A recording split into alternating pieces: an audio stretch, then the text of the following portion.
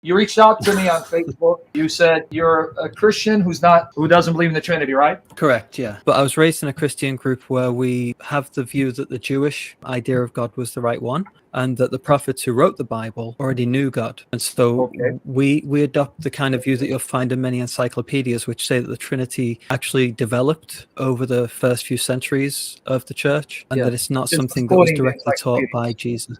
Yeah, that's misquoting. Well, yeah. And secondly, is it?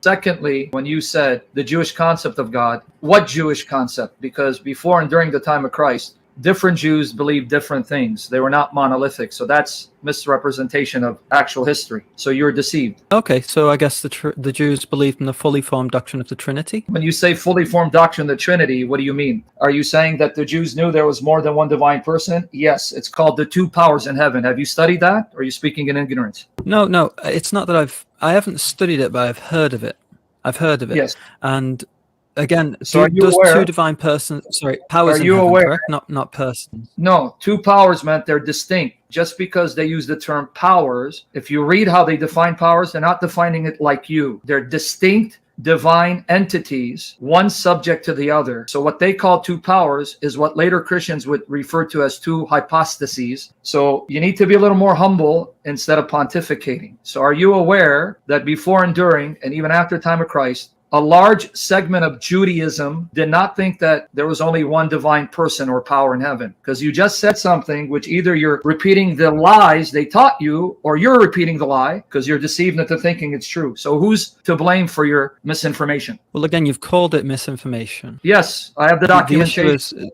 Okay, here. So it seems to me that you're presenting that there are three ideas.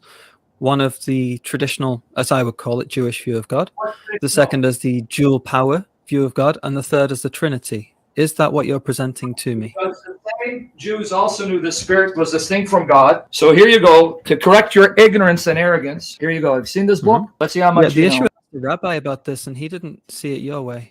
I could care less what a rabbi in the 21st century says. You see, now you're speaking in ignorance. Now you're coming off arrogant, and I'm going to go for the jugular. Humble yourself before you get humbled. A rabbi in the 21st century who even rejects Jesus' messiahship and virgin birth, are you that stupid to appeal to him? Show me what the ancient sources say. Two gods in heaven, by Peter Schaeffer, who's not a committed Christian, bearing your rabbi in his lies. So let's try this again before you get humbled. Are you here to be arrogant and pontificate so I can take you out without mercy? And I'll do that with joy. Are you here to learn? I suppose if I'm here to learn, then I'd like to ask, what is the Trinity? What do you think the Trinity is? Because you appeal to the encyclopedias. Well, this is where I've run into trouble. Every time that I've researched what the Trinity is, I find not only conflicting ideas among Trinitarians. Give me a definition.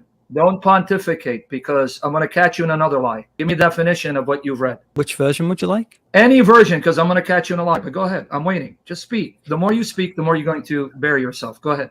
Give me the definition. That's fine. So the last Trinitarian that I spoke to said that he felt that... Can you stop appealing to some person who may not be educated? You said encyclopedias, right? Yes. Give me the definitions that you got from the encyclopedias about the Trinity. Don't give me some average Joe Schmo who doesn't know the Bible any better than you do. Yeah, I would describe the most common form of the Trinity to be probably the idea that God is one being in three persons. And what's the less common being? What's the less common? The one that people I think often come out with is modalism. Exactly. So why would you classify that as a Trinity? You said different definition Trinity. Modalism is not a definition of the Trinity. Modalists are anti-Trinitarian. So this is why I said I was going to catch you in a lie. Right.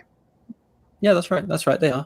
So then correct yourself and say, I was wrong to say different definition of Trinity because modalism is not Trinitarian. Good. So can we condemn modalism fully in all its forms? It has been condemned. Okay, now. That is an excellent start. Okay, that's a good start. Okay, hold on. Before you move on, did you know it was condemned long before you and I were born? Yes, I do know By that, who? yes.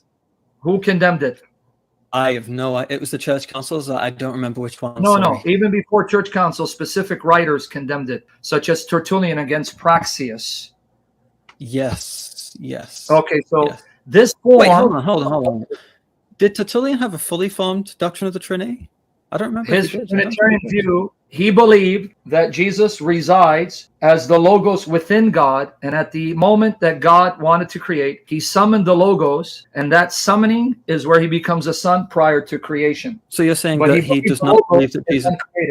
So he thought that the Logos came from the Father? Because the Logos is God's own reason when he reasons within himself, so it's not created, but the act of begetting him to then employ him to create is when he became the son. But that's not your view, is it? Actually, it's not my view, but given that I'm non-Trinitarian, I do believe that the Logos was created by the Father. So I guess, in a way, you misheard me again. You misheard me again. Marcus, I'm going to take you out without mercy because you just distorted what I said like you did the Bible. Tertullian did not believe the Logos was created. Why are you misrepresenting what I just said? I didn't mean to misrepresent. Repeat what I just said about Tertullian. Repeat what I just said about Tertullian. Tertullian had the view that what you said specifically was that the Logos was within the Father as something which he sort of reasoned, his wisdom in a sense. And at one point, he emitted that separately as a... So why did you equate that to the Logos being created? Why did you equate that with the Logos being created? Because for me... I didn't ask for you. You're not Tertullian. Why did you equate that with the Logos being created? Blank. Do you genuinely not know why? No, because you're a Bible pervert. Why did you equate that with, because Tertullian didn't say the Logos are created? Why are you reading into Tertullian your views? Don't call like names. You do No. Don't call names. Marcus, Paul called people like you sons of the devil. Don't appeal to emotion. You contacted me. Let me ask you the question again before I really bury you. Tertullian did not say the Logos is created. Why did you read that into a statement? Because that's what you do with the Bible, like Satan. Now, can you go to the Bible? Can you go to the Bible and let's argue scripture because you're an ignoramus when it comes to history. Go to the Bible. You said the Logos is created. Quote me the verses. Colossians 1:16 is a common one. No, that's not. 15. You're lying. It doesn't say he's created. You're lying. Okay. Well, I understand that the way that you would view it would not have that, but that's my interpretation. I don't care how I viewed it. Exegete Colossians 1:15 and tell me what firstborn means contextually. Okay. Firstborn of creation. The firstborn of lions. Okay, I'll explain. Firstborn of lions. Is it a lion? No, that shows you're stupid because if you're a firstborn lion, that means the lion produced you, right? Yes. Okay, notice. No, wait. Listen how you just buried yourself. If I take your definition, firstborn of creation, that means creation produced Jesus. You see how stupid you are? Well, maybe don't take it too literally then. Oh, no, let's not take it too literally. Don't take it too literally. But you just gave me an analogy. Firstborn of lions. Firstborn can mean most preeminent one, can't it? Marcus, I'm going by your definition. You define firstborn of creation as firstborn of lions. Now be consistent, you Bible butcher. To be the firstborn of a lion means a lion produced you. So if I take your definition, being stupid, you just said creation produced Jesus. So try again. I didn't mean for the illustration to be taken in that way. So then don't use the illustration. Exegete what firstborn means in the context. Okay. Firstborn of creation. So if one is the firstborn of creation, then one is of creation. No, it's a genitive of subordination, which you don't know anything about. It's like if you say the king of creation, that doesn't make you part of creation, makes you the ruler over creation. Try it again. Okay, well, that's your view, and I accept that. No, that's not my view. That's the contextual meaning of firstborn. That's the meaning given by Paul in verses 16 to 18. Do you know how firstborn is used in the Bible?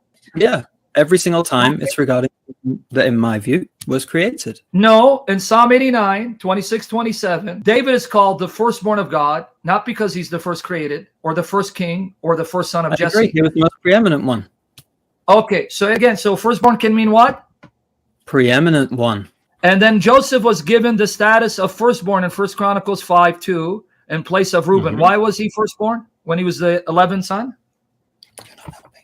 Sorry, a second. My wife just wants to distract me. Could you please not distract me? I don't appreciate it. Thank you. Oh, wow. You see how nice he is to his wife? What in 1 Chronicles 5:1-2, in 1 Chronicles 5:1-2, it says Joseph was given the position of firstborn against Reuben, though Joseph was the 11th son. Why was Joseph the firstborn when he's not the first one born?